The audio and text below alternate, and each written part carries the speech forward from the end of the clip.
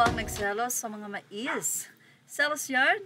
Paggawa ka na lang ng unan sa akin para pwede mo rin yakapin. Yan nga naging caption ng isang 18 fans matapos nga ang nakakakilig na eksena ni Tera at Esnad sa Encantadia.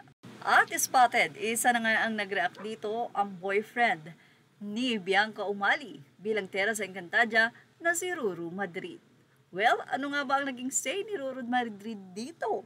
At tila hindi niya napigilan ang mapareact sa nasabi nga pong haging eksena nila Esnad at Tera.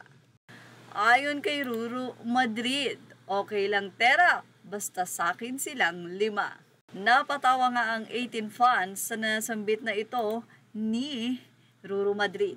Inakala kasi nila na nagseselos si Ruru. Yun pala, abay nagselos para kay Ja at ibig sabihin, kanya nga ang mahalima.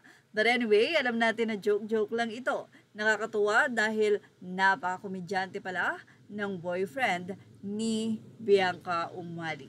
Ganun pa man, umabot ng nasabi nga pong ilang milyon, nadagdagan ng ilang milyon ang followers ng SB19 dahil na rin sa pagganap ni Josh bilang Esnad sa Encantadia. Yan po ang powers ng pagtutulungan bilang grupo. Hindi naghihilahan pababa. Mula nga kay Bag, SB19 gained a new fan once again. I am new to the fandom and nahatak ako because of Job's Ja character in Sangre. First time ba niyang mag-act? Wala man lang siyang dead air sa sobrang daming facial expressions. Pinapakita niya, saan pa ako magsisimula? Samantala, hindi naman nakaligtas sa mapanuring fans ang nasabi nga pong pagiging gentleman nitong si Justin.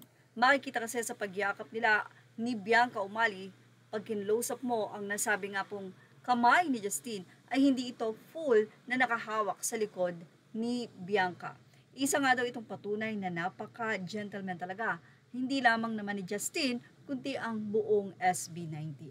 Samantala, bumalik tayo sa naging reaksyon ni Ruru Madrid na ayon nga sa kanya, okay lang Tera, pero sa akin silang 5 ay umani ng iba't ibang reaksyon sa mga netizen. Anila, 18 pala itong si Ruru Madrid.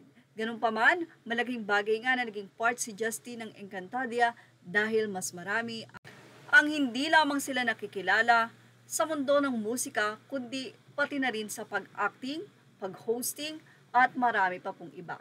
Well, syempre, maraming mga fans ang umaasa na hindi itong kauna-unahan na makikita nilang SB19 na umaarte sa isang teleserye.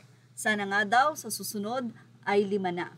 Pero sa ngayon, hindi pa yan makakasikaso ng SB19 dahil sa kanilang simula at wakas concert na kada araw yata ay nadadagdagan ang bansa na kanilang pinupuntahan.